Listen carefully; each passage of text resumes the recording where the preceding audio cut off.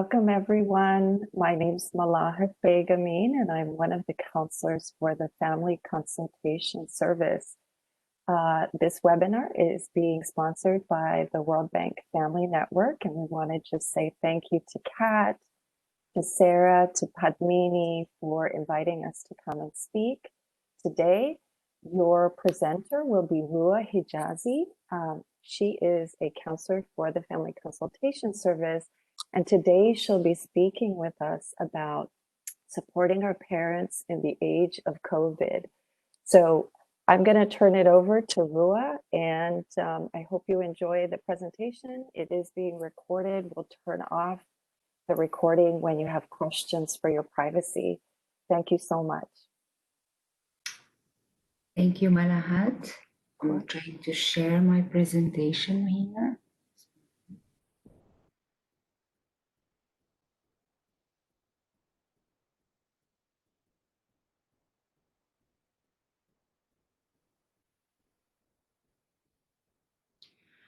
Thank you, Malahat, again, and thank you everyone for joining us today in the WBFN space, which is really being lately our safe space, rather, to connect and gather as a big family.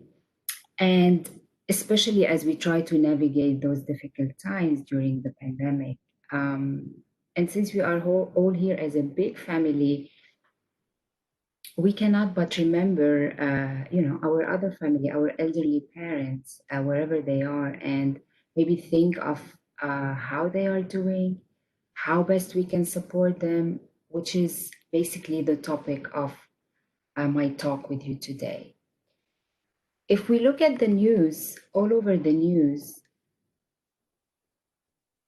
I just did a quick search about elderly parents and coronavirus. And look what comes up. A lot of information about how it's risky, the severe illness for elderly parents and how the risk increases with age, the risk of hospitalization, of intensive care, of ventilators, in all different languages. We have, for example, the CDC, 8 out of 10 COVID-19 death reported during the US have been in adults 65 years or older. A study about the fact that the elderly are most at risk. Coronavirus risk factors, first thing that comes is people over 65 years of age. Older people are at higher risk. Le profil des morts du coronavirus plutôt âgés, so elderly people. Same for the Spanish, protege a nuestros adultos mayores del coronavirus. Let's protect our elderly from the coronavirus, right? So I'm not sure what this does to you, but I feel like this can create some triggers for all of us. At least for me, it's like I felt that I need to do something. Something is really dangerous, and it's kind of triggered me as I was looking at it. Feel free to share in the chat box if there are any kind of feelings or thoughts that you may have experienced. Some people might be like panicky even if they see all of this information. So really, it's not easy, especially for people like us who are probably living away from their families, and that carries sometimes lots of different feelings and thoughts, and difficult. Some of them quite difficult to manage on our own.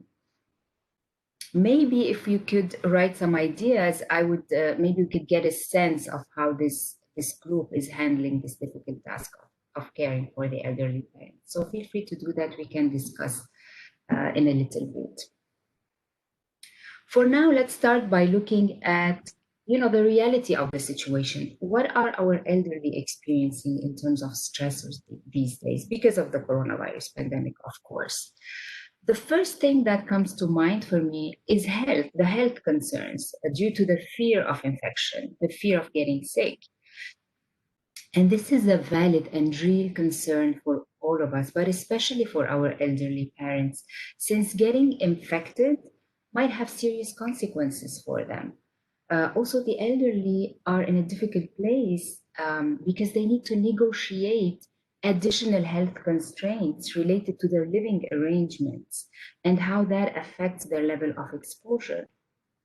depending on whether they live alone, whether they live in their home, whether they live in retirement communities or in nursing homes, or with other family members or extended families. Um, Isolation and loneliness are big ones for the elderly these days. Again, depending on the living arrangements, this varies, but it is very likely that most elderly parents are feeling isolated from families, their grandchildren and their friends, the neighbors, clubs, faith communities, all of which represent sources of support for them in regular times. And this has been taken away from them. And we're going to talk a lot about the grief and loss aspect in a little while as well. But movement and travel also are other stressors, right? The restriction on movement is still in place in several parts of the world. And those restrictions are changing regularly depending on the numbers of infections.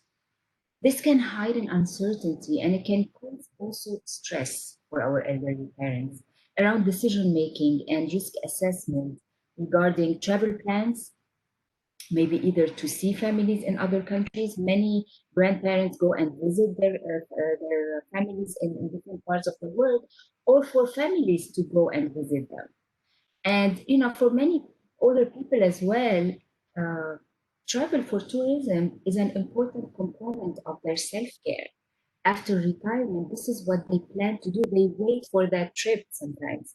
And now this is taken away from them as well. Grief and loss. Of course, many elderly parents are experiencing grief during the COVID-19 pandemic due to different types of losses. Um, this stressor is very present for them because of the fear of dying or the loss of a loved one. These are actual fears that people are experiencing. The fear of an elderly friend, passing, or the loss of the inability to mourn someone's death in person with family and friends.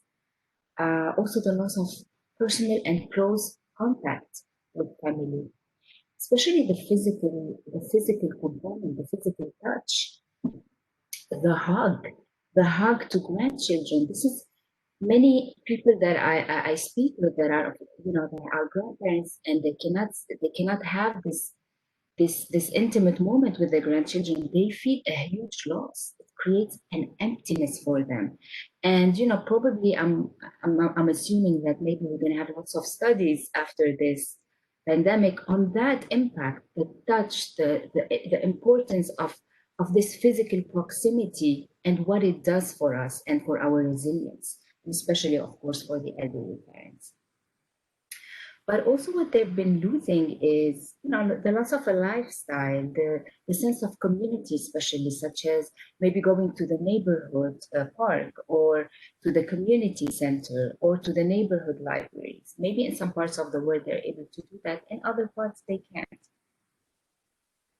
And all of these losses can be quite overwhelming, especially if the elderly parents are not able to grieve those losses in the context of a relationship with others, especially if they live alone. It makes it a little bit also more difficult to address or handle.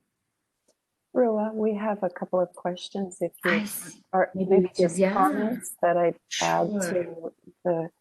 So one is guilt that maybe another family member is caring for the parent.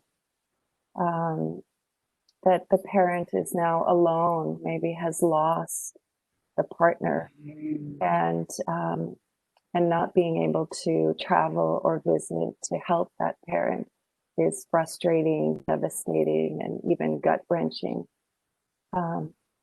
Another colleague is speaking. So frustration, about, guilt, right? Yeah, great. Travel, the distance.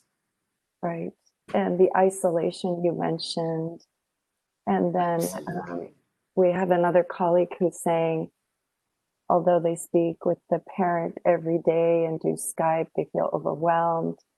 The dilemma is that they tend to avoid telling them problems, illnesses, because they could not help much, but it creates a situation that we're not connecting as much. Is that normal? Yeah. Wow, that's really that tells a lot. I mean, I wish I was writing them, but I have a lot of ideas about what maybe this book is going through, which was what we just covered. But thank you. Frustration, guilt, the feel. It's. I thank you for sharing also about the fact that we don't want to, sometimes it affects how much we share with our parents because we don't want to overwhelm them and we feel overwhelmed at the same time. So again, this points to a very important aspect of what we call a relationship. It's both parties are struggling and we need to be aware of that as we try to support each other, to support our elderly parents, which actually, I'm going to be also talking about us. What do we need to do for ourselves as well to be better helpers? And this is a very important thing to address um, along the tips of what we can do. So what is this?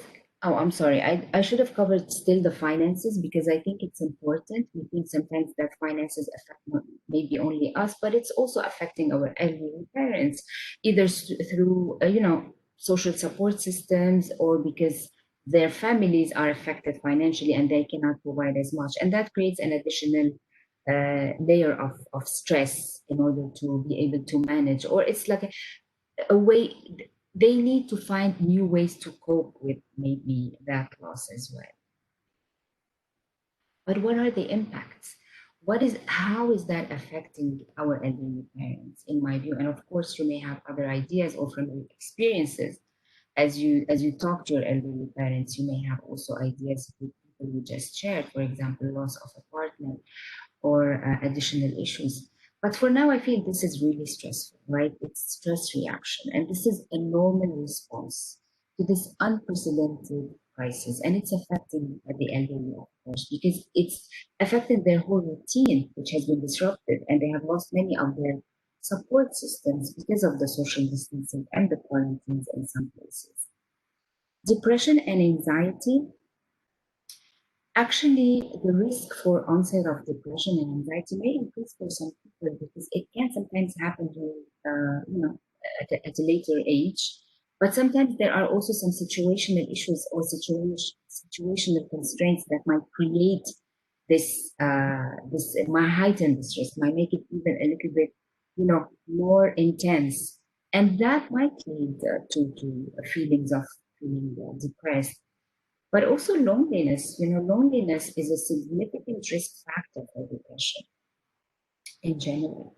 So this is also an additional element that we need to be careful about as we, talk to our elderly parents, check on them, monitor some signs that are, not usual. We are seeing something different, and help them to seek some support. Maybe they're not used to it. Maybe have them normalize the idea of asking for help from a mental health professional. Anxiety, also due to the uncertainty and the worry, it can make people feel a little bit anxious. And both of them, depression and anxiety, do affect our eating and sleep habits. So, especially for the elderly, these two are very important so that they can continue to remain healthy. So some of them might experience, loss of appetite sometimes or trouble with sleep. And this is really important because, of course, we know that sleep will make us definitely much healthier and much more resilient. So this is an issue to address. Irritability. And why is that? Because this is very much, again, related to depression and anxiety. As when parents, they can become sometimes irritable easily because of the stress that they cannot handle. They might feel overwhelmed, like some of you were sharing. And due to having lost maybe several of their coping mechanisms, such as social activities, it can make them feel sometimes helpless and vulnerable. And that creates a sense of irritability. That can also lead to some relationship conflict. Some mentioned that the lack of capacity maybe to talk to them because they don't want to share too much.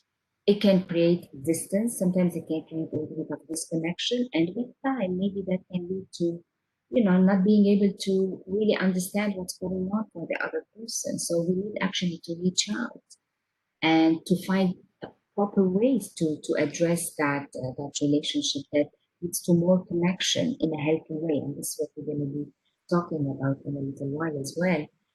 But it can lead to relationship conflict if people are frustrated, if they're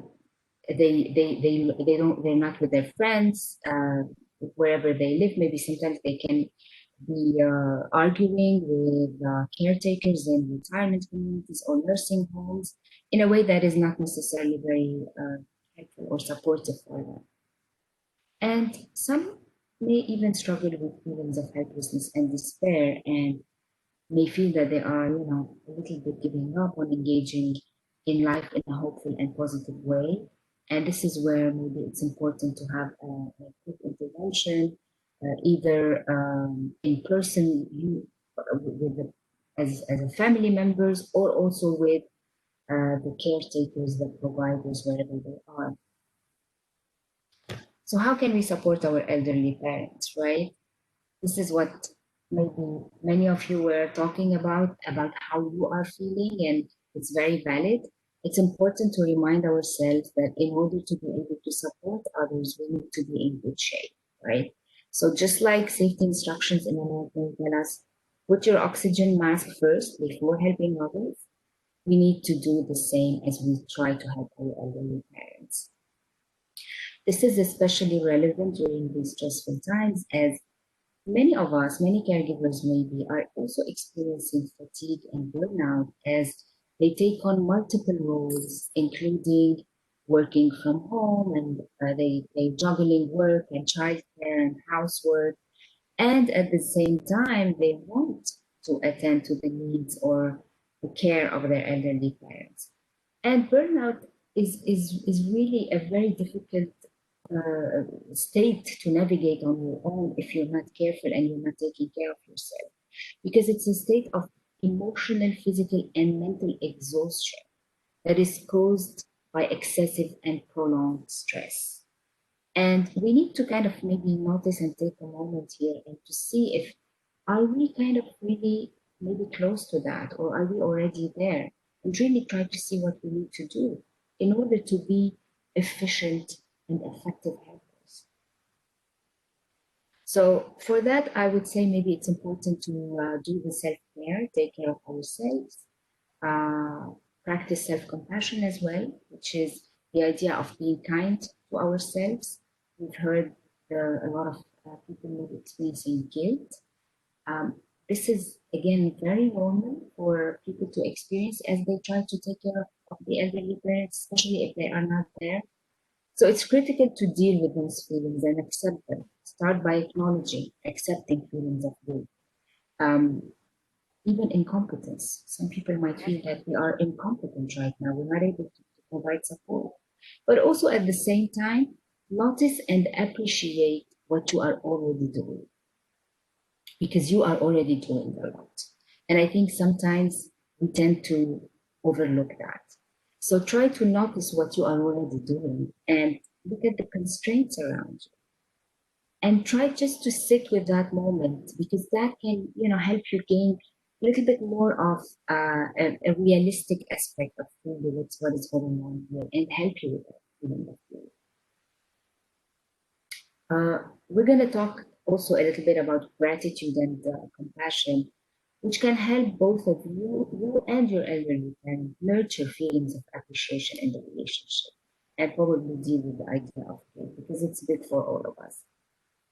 So what are some of the ideas that we can maybe discuss today to try to see how we can support? One is create structure, regulate the emotions, practice self-care, stay connected, and practice gratitude for our elderly parents. We're going to go one by one to see how we can do that. Why is creating structure for the elderly parents important? It's actually a very effective way these days for everybody, but also for elderly parents, because a structure helps us function more effectively by giving us a sense of control and ownership of how our days are going by. And our parents, they can do that by following some very basic and simple steps. Maybe first by starting the practice of setting and maintaining a routine or a plan of the day.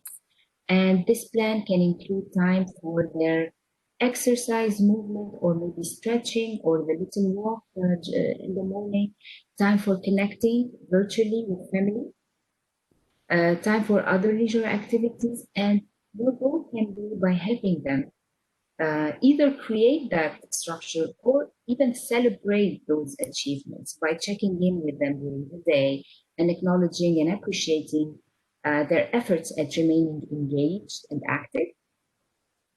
Structure will also help them regain the sense of agency, a sense of choice over their day, which can lift their mood and give them a sense of achievement and purpose as well. And all those, ideas that I'm going to discuss with you today, I would really kind of suggest for you to try to implement them also for yourselves. Because again, this is a two-way relationship. We need to feel both that we are in good shape to be able to have a proper relationship, a healthy relationship. Um, so basically, this is what I wanted to, cover for the structure, but also the emotions. So start with the structure and then let's talk a little bit about the emotions because this is a big topic here. And I think we're all experiencing a lot of difficult emotions sometimes conflicting emotions relating to our role as helpers. And feelings of fear, anxiety, and frustration and aloneness can be overwhelming for our elderly parents, but also for us with the pandemic. So learning to be a good listener can help, especially if we acknowledge and normalize the feelings without judgment. Sometimes, learning to ask questions rather than assume that we know how they are feeling can also be helpful. Because sometimes we think that we know a lot about our loved ones and what their needs are. So we jump to finding solutions, right? But maybe let's stop before and try to ask because we don't want to try solving the wrong problem or we don't want to try to, give ideas about what we assume that they are going through. Let's ask them. This has been really difficult for everyone. Maybe they want to share different things than what we are assuming that they are going through, right? So learning to be a good listener and also learning how to ask questions to understand better what they're feeling. Help them name their feelings. Also, this is a very, culturally, specific approach. Some people feel that they're comfortable naming their feelings. They give feeling words right away. Sometimes it's difficult. So help them have that space where it's okay to share feelings, maybe by sharing your own feelings, right? By saying, I am feeling afraid. I am feeling angry sometimes. Sometimes I'm feeling sad. And, even if we've heard some comments about the fact that you're not feeling able to share because you don't want to overburden them or feel that they are already experiencing difficult times. But maybe that will help them feel that they are also contributing to helping you. Empower them, right? And we want to kind of talk a little bit about how we can help, not only what we can do to help, how the helping relationship can be affected if it's also because it's a relationship, right? There are two people here just as much as you feel that you are helping somebody who is in need, they are not totally helpless. And there are some studies actually that I was, reading as I was thinking about this talk. And during the SARS, for example, some studies found that the older people were actually more resilient than the younger people because they've been through a lot, right? They have the wisdom, they have the skills, they've managed to develop a lot of beautiful and effective, coping skills to deal with difficult times. So also try to look at that part of them because that will make them even feel that they have some sense of something to give. And of course, practicing mindfulness. I say this for everybody, for us, for them. Uh, Relaxation and mindfulness exercises can help them connect better with their emotional states, and they're going to be better able to manage their feelings. An idea, for example, is maybe to do this kind of mindfulness together with them or with the grandchildren. There are so many apps online, and there are classes including breathing, meditation, and mindfulness that they can try out and maybe feel part also as well of a community. And there are many of them that are really specifically for people of certain age, different age groups. The self-care is really important. I cannot stress this enough during the pandemic for everyone, but especially for our elderly parents, because the pandemic disrupted their regular routine. And it's important to have some sort of a plan. I would say start with a healthcare plan, especially for this age group, because that can include, protective measures, measures to prevent or reduce the risk of infection by, for example, suggesting to them to limit some interactions with other people, to follow their facilities instructions for infection prevention, encourage them maybe to get a flu vaccine if this is something that they usually get and they have no problem getting it. Check with their medical doctor about that, of course, always, and check themselves for any symptoms, notify caretakers if they feel sick. So, but we need this as a start, but of course it's not we don't want it to be also, we don't want to do it in an obsessive way so that it feeds and as an additional burden for them. Help them be, guiding that plan as well, of course, depending on how much they can do. Promote physical wellness by doing the regular physical exercise. What are some of the exercises that they can do? There are so many. There is yoga. Some people, some elderly people, really try to learn yoga later, or maybe they were doing it before. Stretching. There's also a Chinese martial art, Tai Chi, that sometimes really is useful for the elderly. I don't know if I pronounced it right, Tai Chi. And it's supposed to combine, increase the muscular power and improve heart function at the same time, it's a gentle exercise that they can do also with there are so many online apps that provide that. Self-care is also about cognitions and improving cognitive abilities. Encourage them to do cognitive exercises, such as the word search. They can do that, crossword puzzles, reading books and magazines, listening to or playing music, doing board games. That's also something that can help them, or even starting a new hobby. All of these activities can be, again, fun and provide cognitive stimulation. It can be even done virtually with you.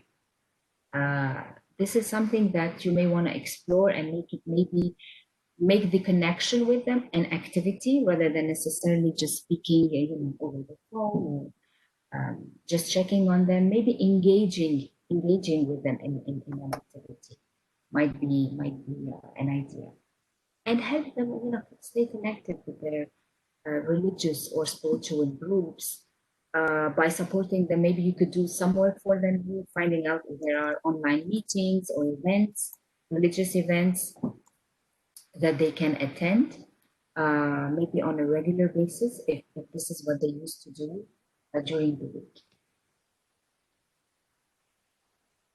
And again, staying connected.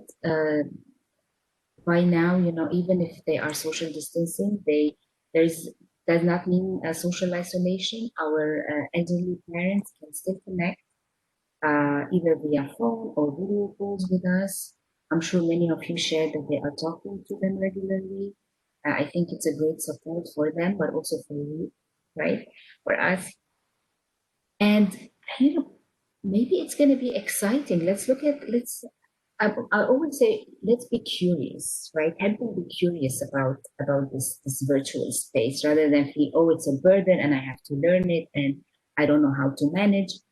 Let's try to make it from almost like let's be curious about it. Let's be excited about these online platforms to recreate, that social space to connect with their family and friends. It can be challenging if people are not used to the technology, but it can really bridge the emotional gap sometimes in a very, very wonderful way. And really try to help them do that. And see how it goes. It's again, everything that we are discussing here needs to be flexible. So you guys need to assess what is working, what is not working, just like everything else probably you are already doing. So we've all gained a lot of skills to deal and adjust, but that can be helpful. I really want to stress setting healthy boundaries because with the news, because I feel that again, the elderly people sometimes they, our parents, they can be listening to a lot of news. That can be very depressing, and watching too much news is not useful for any of us, but especially for them because you know, it might make them feel anxious, and because they are isolated, it can be hard to manage all the negative news on their own. Maybe for us, we have a space to process that with a partner, a family member, a friend. But if they are on their own and they get all this negative information and they don't have really somebody at that specific time to kind of make them bring them back to more, have a reality check, it can be very stressful. Practicing gratitude. This is very important, and I want to spend a little bit some time here with you guys to talk about it for all of us. Practicing gratitude is so important these days. Gratitude is what is it? What is gratitude? Gratitude is the state of awareness and appreciation for the good things in our lives. It's about acknowledging and being thankful for what one has, right? It has the potential to alleviate stress and improve our positivity, especially during these challenging times. In fact, according to the American Heart Association, the practice of gratitude can even improve immune function, which is something we all need these days. How can we practice gratitude? Probably you guys are already practicing it, and we will have hopefully the opportunity to share our experiences together in a little while. But for now, I can maybe have some suggestions here. You can introduce to your elderly parents the practice of gratitude by using really small steps, such as guiding them maybe to take a few moments to notice what is going well in their life, to allow themselves to appreciate what is going well and be thankful for it. And you can do that together with them or teach them how to do it on their own. So maybe one idea is to ask them if they would be interested in keeping a gratitude journal.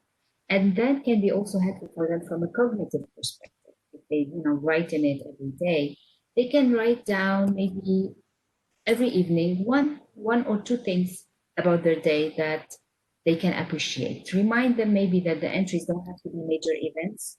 It can be very small. It can be as simple as a good meal they had, maybe talking to a friend, maybe feeling grateful for the sunrise during their morning walk, or for being healthy, and develop with them the practice of showing appreciation by saying thank you to others and maybe saying both of them thank you to each other, right? Try to recognize the small actions that people do every day that might be, overlooked. And maybe, somebody will help them, they can say thank you. You can say the same thing to them and being mindful at the same time. So practicing gratitude is about noticing and being aware, and therefore it's important to be mindful in order to appreciate what good things they have. Again, relaxation and mindfulness can help them feel calm, more grounded, and better able to notice and enjoy the good things in their lives. And this is something that we can also say for ourselves these days, right? One example that they can do is maybe to take what we call a gratitude walk, or you could do that too, which is something where they could take a walk, right? But during that walk, they will try to appreciate the surroundings. Simply, just try to look at what they see around them and appreciate what they see. Pause a little bit, take a moment to do that. And finding meaning, making meaning and purpose in the events that are happening during the pandemic, again, can be quite empowering as well because it can help them feel more resilient. Um, those are very existential moments for all of us, and especially as we speak of elderly parents, and meaning making is really important. So one approach would be maybe to provide for them the space to share their wisdom and narrate their own experiences with meaning making, as probably they have been through a lot of life events, and they can share and feel that they are also the ones who are supporting you with that wisdom and that knowledge. And that can be quite empowering for them and also for you. It can help you also kind of feel that you do not to be you do not need to be taking control of everything, that they have also resources. Tap into those resources, encourage them to take care of themselves and to be helpful as well. Being helpful has been one of the most amazing, things that we've seen during this pandemic. It makes us feel resilient. It helps us feel more able to manage the stress or the trauma of whatever we are experiencing. So this is basically what I wanted to share today with you. Of course, the Family Consultation Service Program. I provide counseling services for that program, and this is our wonderful colleagues. Also, the domestic abuse prevention program for any issues related to domestic abuse. And this is again the rest of the team. And I think we can maybe now start the conversation, maybe end the recording and have the space to talk together. Paul, if you want.